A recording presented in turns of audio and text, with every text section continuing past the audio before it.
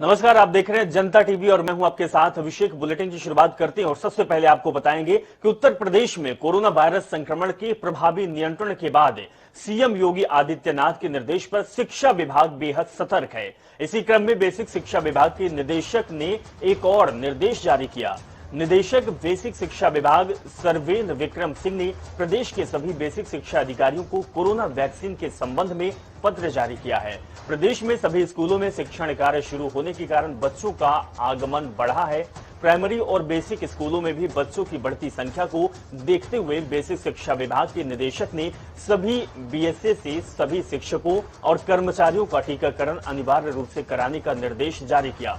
उनका निर्देश है कि सभी शिक्षकों और कर्मचारियों को टीकाकरण अनिवार्य हो। इसके लिए बेसिक शिक्षा निदेशक ने सभी बीएसए को निर्देश जारी किया है। इसमें कहा गया है कि अब स्कूल खुलने के साथ ही शिक्षकों, कर्मचारियों और उनके परिवार के लोगों का टीकाकरण अनिवार्य है। गोरखपुर में बाढ़ के कारण हालात लगातार बिगड़ते जा रहे हैं। शहर से लेकर देहात तक का इलाका पानी से डूब चुका है। लगातार बढ़ रहे नदियों के जलस्तर के खौफ से लोगों ने पलायन करना शुरू कर दिया। पूरा गांव या तो बांधों पर शरण ले रहा या फिर पक्के मकान वाले अपनी छतों पर पनाह ले रहे। जिले के सभी नदियां उफान पर हैं। जिले में 250 से अधिक गांव बाढ़ प्रभावित हैं। सबसे ज्यादा राप्ती नदी में कोहराम मचाया है, जिसकी वजह से गोरखपुर कौड़ीराम ब्लॉक का भरवलिया बसवानपुर बांध टूट गया। ये मुख्य बांध नहीं है, लेकिन इसके टूटने से मुख्य बांध पर पानी का दबाव जरूर बढ़ गया। भरवलिया और बसवानपुर गांव में 20 परिवार इससे प्रभावित हुए। हालांकि जिला प्रशासन ने उन्हें सुरक्षित स्थान पर भेज दिया। वहीं गोरखपुर वाराणसी राजमार्ग NH 28 और गोरखपुर सोनौली नेपाल जाने वाले राष्ट्रीय राजमार्ग 29 पर बाढ़ का पानी आ गया। इसके चलते एहतियात के तौर पर वहां पर भारी वाहनों के प्रवेश पर रोक लगा दी गई है।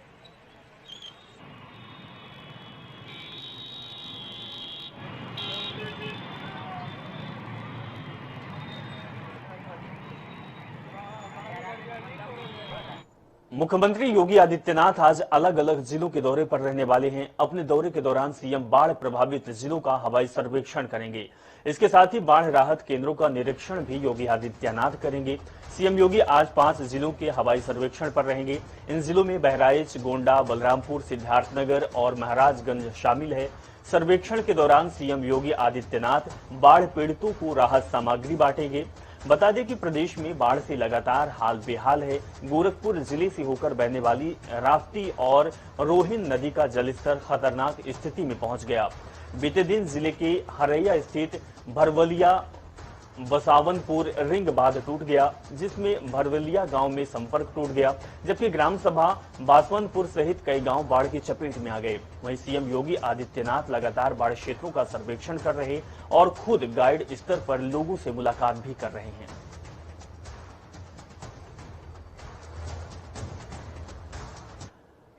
उत्तर प्रदेश के फिरोजाबाद में डेंगू और बुखार के डंक से लोगों का मौत का सिलसिला इतनी तेज हो गया है कि कवायद के बाद भी नहीं थम रहा। बीते दिन यानी कि गुरुवार को 6 और लोगों की मौत हो गई, जिसके बाद इस बुखार और डेंगू से होने वाली मौतों का सिलसिला 64 तक पहुंच गया। कोरोना महामारी के लिए बनाए गए अस्पताल के सभी 100 बेड्स भी भर गए। अस्पताल में सभी 325 बच्चे भर्ती हैं, जिनका इलाज चल रहा है। पर्याप्त संख्या में बेड्स नहीं होने की वजह से मरीज या तो जमीन पर लेटने को मजबूर है या फिर एक बेड पर 2 से अधिक बच्चों को लिटाया जा रहा है। कई दिनों के बाद भी डेंगू और वायरल बुखार पर काबू नहीं पाया जा सका। जिले में बच्चों की मौत के चलते अफरा तफरी का माहौल है। मौतों की संख्या में लगातार इजाफा हो रहा। वहीं जिलाधिकारी ने सख्त कार्रवाई करते हुए लापरवाही बरतने वाले 3 डॉक्टरों को निलंबित भी कर दिया। इससे पहले सीएम योगी आदित्यनाथ भी कार्रवाई करते हुए स्थानीय सीएमओ को स्थानांतरित किया था, लेकिन इस बुखार पर काबू नहीं पाया जा सका। डॉक्टरों की टीम लगातार जांच कर रही है। बीते दिन हुई मौतों में 1.5 माह का नवजात और एक महिला भी शामिल है। डेंगू और बुखार पीड़ित कई मरीज आगरा और हायर सेंटर भी रेफर किए गए थे। उत्तर प्रदेश में आगामी विधानसभा चुनाव की तैयारियों को लेकर समाजवादी पार्टी ने भी कमर कस ली है। आज समाजवादी पार्टी के प्रदेश अध्यक्ष नरेश उत्तम पटेल खेत खलिहान बचाओ, रोजगार दो, नौजवान किसान पटेल यात्रा लेकर अयोध्या पहुंच रहे हैं। नरेश उत्तम पटेल उन्हीं क्षेत्रों में जा रहे हैं जो कुर्मी बाहुल्य क्षेत्र हैं, यानी पटेल समुदाय जहां ज्यादा लोग रहते हैं। नरेश उत्तम पटेल का 8 जगहों पर स्वागत किया जाना है। वे उन्हीं 8 जगहों पर नुक्कड़ सभाएं भी करेंगे। पटेल यात्रा निकालकर नरेश उत्तम पटेल कुर्मी मतदाताओं को एकजुट करने की कोशिश करेंगे। समाजवादी पार्टी नेता और पूर्व राज्य मंत्री पवन पांडे ने बताया कि 3 सितंबर को अकबारा चौराहा पर 11:30 पर, बिल्हर घाट पर 12 बजे, रसूलाबाद पर 12:20 पर, सरदार वल्लभ भाई पटेल इंटर कॉलेज करनाईपुर और 12:40 पर, अंत में पटेल मैरिज लॉन पर वहीं 2:45 पर स्वागत और सभा का आयोजन किया जाएगा। तो युवजन सभा पूर्व जिलाध्यक्ष राघवेंद्र प्रताप सिंह अनूप की ओर से अलीगंज में समापन किया जाएगा।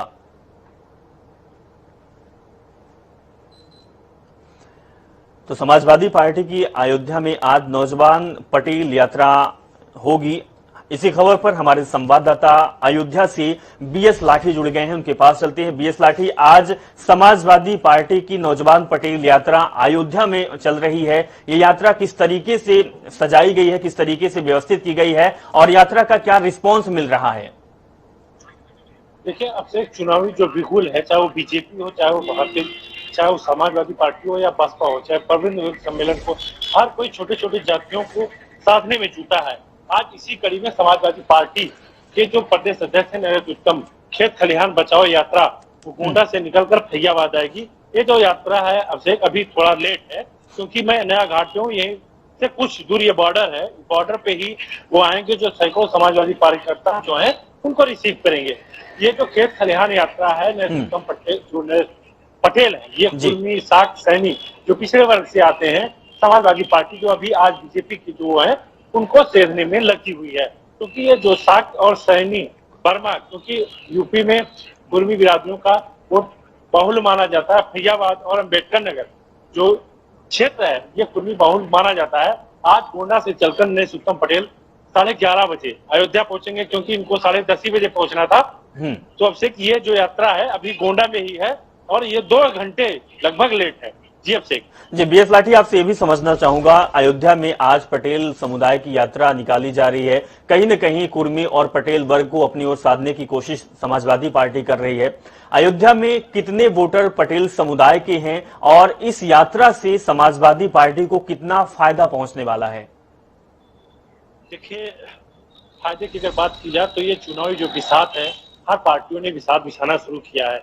अगर माना जाए तो अम्बेडकर नगर कुर्मी बहुल गढ़ माना जाता है और यहाँ गोसाईगंज क्षेत्र है, क्योंकि कुर्मियों का सबसे ज्यादा अगर बहुल क्षेत्र अगर माना जाए तो गोंडा की अगर बात की जाए तो गोंडा में दो विधानसभा सीटें हैं। अगर गौरा की अगर बात की जाए और मनकापुर और गोंडा सदर में अगर बात की जाए तो यहाँ अगर फैयाबाद की बात की जाए तो सबसे ज्यादा बहुल क्षेत्र जो कुर्मी बहुल क्षेत्र है वो गोसाईगंज आता है। गोसाईगंज और बीकापुर ये बहुल क्षेत्र माना जाता है। और सबसे ज्यादा अगर बात की जाए इस मंडल में तो सबसे ज्यादा अम्बेडकर नगर में वो। ये जरूर है कि नरेश उत्तम ये जरूर दिख रहे हैं, जो कुर्मी वोट है, जो कुर्मी वोटर हैं, ये जरूर सपा साधने में थोड़ा बहुत कामयाब जरूर नजर आ रहे हैं। जी आपसे बिल्कुल बीएस ठाकुर, तमाम जानकारी के लिए बहुत बहुत शुक्रिया। आप खबर पर नजर बनाकर रखिएगा। तो आज समाजवादी पार्टी की पटेल नौजवान यात्रा अयोध्या पहुंच रही है। अगली खबर का रुख करते हैं। भाजपा उत्तर प्रदेश की सभी 403 विधानसभाओं में प्रबुद्ध वर्ग सम्मेलन आयोजित करेगी। 5 सितंबर से शुरू होने वाले इन सम्मेलनों को मुख्यमंत्री योगी आदित्यनाथ, राष्ट्रीय उपाध्यक्ष और प्रदेश प्रभारी राधा मोहन सिंह, प्रदेश अध्यक्ष स्वतंत्र देव सिंह, प्रदेश महामंत्री संगठन सुनील बंसल, उप मुख्यमंत्री केशव प्रसाद मौर्य समेत प्रदेश की कई बड़े पदाधिकारी और केंद्रीय मंत्री शामिल होंगे। तो प्रदेश महामंत्री और प्रबुद्ध वर्ग सम्मेलन अभियान के प्रभारी सांसद सुब्रत पाठक ने बताया कि पार्टी की ओर से आयोजित प्रबुद्ध वर्ग सम्मेलनों में समाज के विभिन्न क्षेत्रों में काम करने वाले प्रबुद्ध जन शामिल होंगे। इनमें शिक्षक, प्रोफेसर, इंजीनियर, डॉक्टर, साहित्यकार जैसे समाज के प्रबुद्ध वर्ग आते हैं। 5 सितंबर को प्रदेश के 17 महानगरों में और 6 से 20 सितंबर के बीच प्रदेश के सभी 403 विधानसभा में प्रबुद्ध वर्ग सम्मेलन आयोजित किया जाएगा। पार्टी इन सम्मेलनों में केंद्र और प्रदेश सरकार की ओर से किए जा रहे कार्यों, जन कल्याणकारी योजनाओं, उपलब्धियों की चर्चा लोगों के साथ करेगी। कृषि कानूनों के विरोध में 5 सितंबर को मुजफ्फरनगर में होने वाली किसान महापंचायत की तैयारी तेज हो गई है। किसान महापंचायत का डिजिटल नक्शा जारी हो गया। किसान मोर्चा और भारतीय किसान यूनियन युवा टीम जिले में घूमकर व्यवस्था बना रही है। अन्य जिलों में मोर्चे के पदाधिकारी जन जागरण को तेजी दे रहे ताकि महापंचायत में 5 लाख किसानों की भीड़ पहुंच सके। किसानों ने तय किया है कि दूसरे राज्यों में आने वाले किसानों के जत्थों के भोजन की व्यवस्था लंगर में रहेगी। मेरठ और आसपास के जिलों में किसान 5 सितंबर की सुबह मुजफ्फरनगर पहुंचेंगे। महापंचायत में किसान अपनी रोटी हुक्का साथ लेकर जाएंगे। किसानों के जत्थों को कोई परेशानी न हो, इसके लिए भारतीय किसान यूनियन के 500 वॉलेंटियर जिले में तैनात रहेंगे। टोल प्लाजाओं पर भी कार्यकर्ता रहेंगे। हर किसान 4 लोगों का खाना साथ लेकर चलेगा। इस महापंचायत में किसान ट्रैक्टर ट्रॉली बसों से पहुंचेंगे।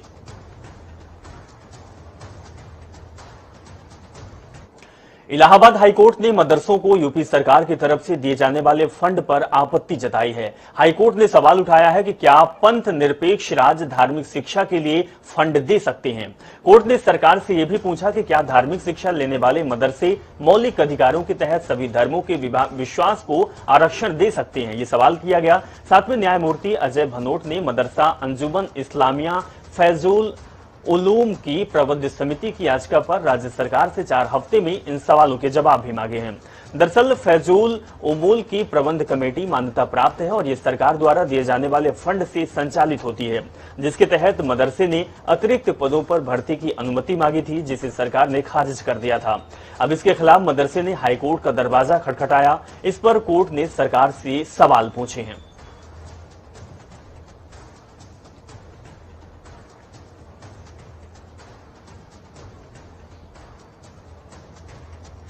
तो बता दें, कई सारे सवाल हाईकोर्ट ने सरकार से पूछे हैं। क्या पंथ और धर्मनिरपेक्ष राज्य धार्मिक शिक्षा देने और क्या पंथ और धर्मनिरपेक्ष राज्य धार्मिक शिक्षा देने के लिए तैयार है, इस तरीके का सवाल भी किया गया है।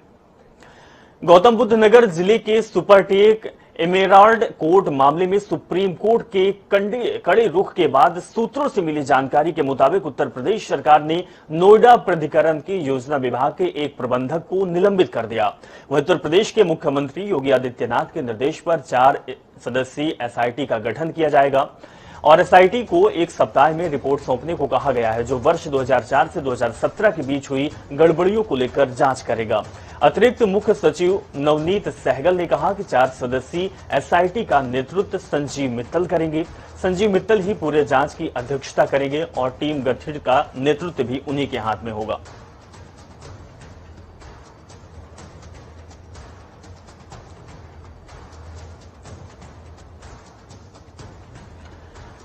तो आपको बता दें कि अधिकारियों की भूमिका पर अब सवाल नहीं खड़े होंगे। एसआईटी एक हफ्ते में जांच की रिपोर्ट सौंपेगी। नोएडा सुपरटेक मामले में सीएम योगी का यह बड़ा एक्शन हुआ है। हाथरस जिले के बोलगढ़ी में एक गैंगरेप मामले में गुरुवार को सुनवाई हुई। चारों आरोपियों को जिला कारागार अलीगढ़ में पेशी पर लाया गया। सुनवाई के दौरान पीड़िता के भाई की कोर्ट में गवाही हुई। इस मामले की सुनवाई SC/ST एक्ट कोर्ट में चल रही है। अब तक इस मुकदमे में 16 लोगों की गवाही भी हो चुकी। इससे पहले पीड़िता का भाई गवाही के लिए नहीं आ सका था। पीड़िता की अधिवक्ता सीमा कुशवाहा ने हाईकोर्ट में मुकदमे को दिल्ली ट्रांसफर किए जाने के लिए प्रार्थना पत्र दिया था, लेकिन कोर्ट ने उसे खारिज कर दिया।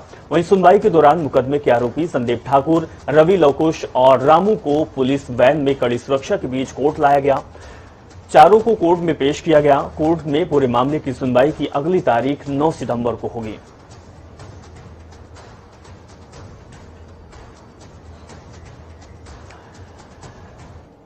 अपने बयानों को लेकर चर्चा में रहने वाले संभल के सांसद शफीक उर रहमान वर्फ ने गाय को लेकर अजब बयान दे दिया है। गाय को लेकर हाईकोर्ट की टिप्पणी के बाद शफीक उर रहमान वर्फ ने कहा कि गाय राष्ट्रीय मुद्दा नहीं है, ये कुछ लोगों का मुद्दा है। आगे जो कहा वे चौंकाने वाला है। गाय पर पाबंदी से उन पर कोई फर्क नहीं पड़ने वाला है। उन्हें मुर्गा है, तीतर है, कटरा है, दूसरे को भी जानवर हैं, उनकी कुर्बानी जायज दी जा सकती है। इस तरीके की बात कही गई है। तो बड़ा बयान दिया है शफीक उर रहमान ने। शफीक उर रहमान का यह बड़ा बयान आया। उन्होंने कहा जिस तरीके से मुर्गा और तीतर की हत्या होती है, उनको काटा जाता है, उसी प्रकार से हम गाय के साथ भी कर सकते हैं, क्योंकि गाय भी एक जानवर है। खबर उत्तराखंड से। उत्तराखंड में चुनाव को करीब आता देख भाजपा और कांग्रेस एक दूसरे को जवाब देने की तैयारी में हैं। दोनों ही पार्टियां 3 सितंबर यानी आज से रैलियों का आगाज करेंगी। कांग्रेस जहां मुख्यमंत्री पुष्कर सिंह धामी की विधानसभा खटीमा से परिवर्तन रैली की शुरुआत कर रही है, तो वहीं भारतीय जनता पार्टी भी पीछे नहीं है। दरअसल भारतीय जनता पार्टी ने कांग्रेस को जवाब देने के लिए कांग्रेस के प्रदेश अध्यक्ष गणेश गोदियाल की विधानसभा श्रीनगर से जनसंवाद रैली का आगाज कर दिया है। दोनों ही पार्टियां एक दूसरे पर रैलियों को लेकर हमलावर भी है। कांग्रेस का आरोप है कि भाजपा जनसंवाद रैली न कर जनता से माफी मांगने की रैली निकाले, क्योंकि पिछले 4.5 साल तक भाजपा सरकार ने जनता को केवल छला है। कोरोना की महामारी से लड़ने में सरकार पूरी तरीके से अक्षम साबित हुई है। अर्थव्यवस्था पूरी तरीके से ध्वस्त है, विकास के कार्य अवरुद्ध हैं, भू कानून को लेकर के लोग सड़क पर संघर्ष कर रहे हैं। आपके सामने देवस्थानम श्राइन बोर्ड का जो गठन किया है उसको लेकर के भी जो है तीर्थपुर संघर्ष करने का काम कर रहे हैं। सारे कर्मचारी जो है सड़कों पर संघर्ष करने का काम कर रहे हैं। तो एक नहीं, बहुत सारे मुद्दे हैं जिन मुद्दों को लेकर के हम आम जन के बीच में जाएंगे और उत्तराखंड के लोगों ने सरकार की परिवर्तन का मन बना लिया है। इसीलिए कांग्रेस कल 3 सितंबर से जो है खटीमा से परिवर्तन यात्रा प्रारंभ करने जा रही है।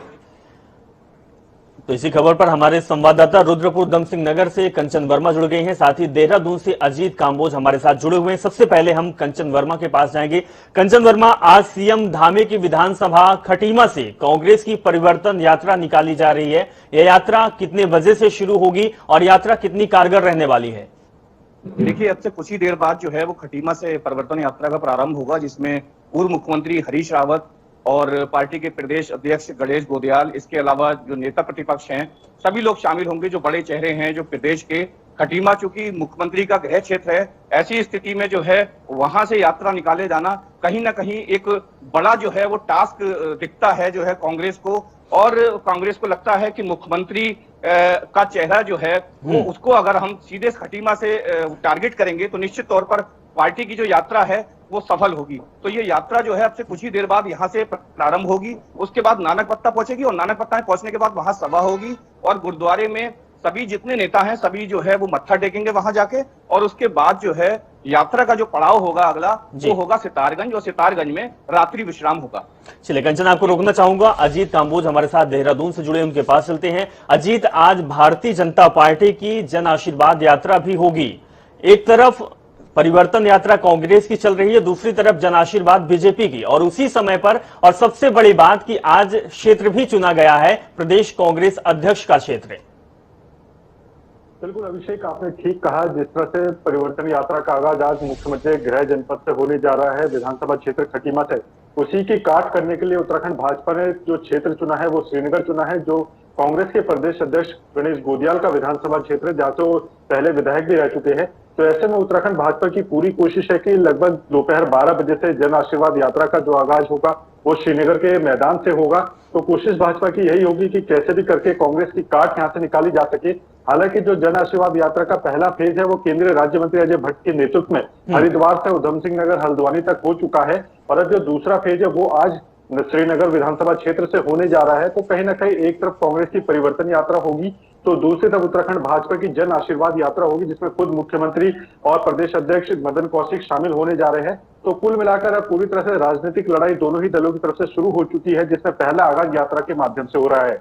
जी अजीत, अगर बात की जाए तो आरोप प्रत्यारोप का दौर भी चालू है। भारतीय जनता पार्टी अब किन मुद्दों को लेकर, किन बातों को लेकर जनता का आशीर्वाद ले रही है? बिल्कुल, अगर भाजपा की बात की जाए तो भाजपा प्रदेश अध्यक्ष मदन कौशिक का साफ तौर पर कहना है कि पिछले 4.5 सालों में कई जनहित की योजनाएं उत्तराखंड भाजपा सरकार ने दी हैं, जिसके चलते ही जनता उनके साथ ज्यादा से ज्यादा जुड़ रही है। और 2017 के विधानसभा चुनाव में 57 का मैंडेट उत्तराखंड भाजपा को मिला था। तो ऐसे में जो इस बार का नारा दिया गया है वो 60+ का दिया गया है। तो भाजपा की कोशिश यही है कि आने वाले समय में बेहतर तरीके से यहाँ पर प्रदर्शन किया जा सके, जिसके लिए जनता का आशीर्वाद बेहद ही जरूरी है, और जन आशीर्वाद यात्रा के माध्यम से ही वो जनता के बीच जा रहे हैं। बिल्कुल अजीत, तमाम जानकारी के लिए बहुत बहुत शुक्रिया। कंचन के पास चलते हैं। कंचन, एक सवाल ये भी अहम होता है कि आज कांग्रेस का जो परिवर्तन यात्रा चल रही है, यात्रा में सारे कांग्रेस के दिग्गज नेता शामिल हो गए, चाहे हरीश रावत की बात की जाए, प्रीतम सिंह की बात की जाए, या फिर कांग्रेस प्रदेश अध्यक्ष की बात की जाए। ये सारे जो नेता हैं एक साथ जो मैदान पर उतर रहे हैं, इसका कितना प्रभाव जनता पर पड़ने वाला है? देखिए, सीधे तौर पर कांग्रेस जो है वो भाजपा की नाकामियों को लेकर जो है वो परिवर्तन यात्रा निकाल रही है और कहना है कि जनता के बीच जो सरकार की नाकामियां हैं उसको लेकर जाएगी, चाहे वो रोजगार की बात हो, चाहे वो महंगाई की बात हो, और सारे मुद्दे जो हैं उनको लेकर जनता के बीच जाएगी और नाकामियों को बताएगी। तो निश्चित तौर पर मुख्यमंत्री के जो गृह क्षेत्र से जो यात्रा का शुभारंभ आज कांग्रेस का हो रहा है, तो उसको कहीं ना कहीं राजनीतिक रूप से भी जो है, या फिर कहें तो एक बड़ी जो है कांग्रेस की, चूंकि कांग्रेस की इतनी बड़ी यात्रा हाल फिलहाल में नहीं हुई है, जिस तरीके से आज देखने को मिल रहा है कि सारे प्रमुख चेहरे जो है वो यात्रा में शामिल हो रहे हैं। चलिए कंचन, तमाम जानकारी के लिए बहुत बहुत शुक्रिया। तो जिस तरीके से कांग्रेस और बीजेपी दोनों की यात्रा चल रही है, अब देखने वाली बात यही होगा कि जो आगामी विधानसभा चुनाव 2022 में है उस पर जनता कितना साथ और किसका देती है। अगली खबर का रुख करते हैं। उत्तराखंड में देवस्थानम बोर्ड मामले में लगातार विरोध जारी है। इसी को देखते हुए मुख्यमंत्री पुष्कर सिंह धामी ने देवस्थानम बोर्ड के संबंध में सभी संबंधित पक्षों से वार्ता कर इस संबंध में अपनी रिपोर्ट देने के लिए गठित समिति के अध्यक्ष मनोहर कांत ध्यानी को कैबिनेट मंत्री का दर्जा दिए जाने की स्वीकृति दे दी है। मुख्यमंत्री ने अपर सचिव धर्मस्व को समिति का सदस्य सचिव नामित किए जाने के साथ ही निर्देश दिया है कि अब जो अध्यक्ष हैं उनकी जो गरिमा होगी वो कैबिनेट मंत्री की होगी। मुख्यमंत्री वात्सल्य योजना है, वो कोरोना काल में ऐसे बच्चे जिनके माँ या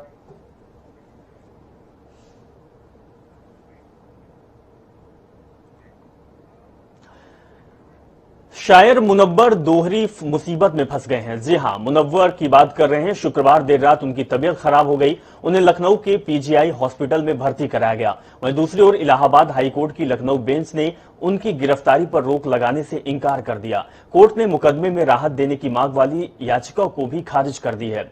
मुनव्वर ने महर्षि वाल्मीकि की तुलना तालिबान से की थी। इस मामले में वाल्मीकि समाज के नेता पीएल भारती ने उनके खिलाफ धार्मिक भावनाएं भड़काने और कई अन्य धाराओं में मुकदमा दर्ज कराया था।